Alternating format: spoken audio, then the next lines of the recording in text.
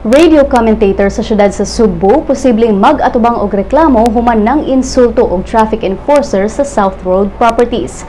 Sa usa ka video nga gi-upload ni Brian Rolio sa Facebook, makita nga ang komentaristang si Roger Simafranca gipara sa usa ka enforcer tungod sa violation nga overloading sa iyang mga pasahero ug wala sab nagsulob og helmet ang iyang mga backriders. Ang sitong enforcer giilang si Lindon Ocampo.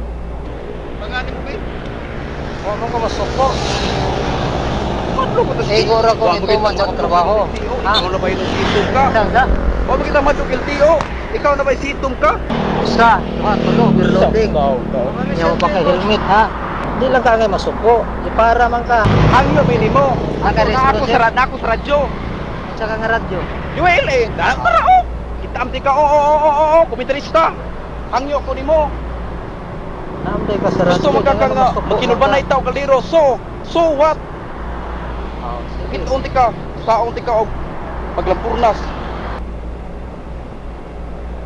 Ang insidente nahitabo niadtong Mayo 21 ug gi-upload sa Facebook kagahapon lang. Apan nakakuha na kini og kapin sa 130,000 views ug mga shares ug komento sa mga netizens.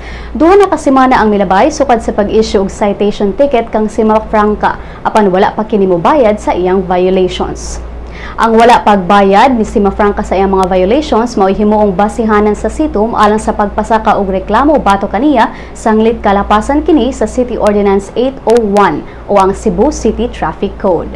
Apan sa bahay ni Ocampo, matud niya nga dili siya mopasaka og kaso batok kang Simafranca.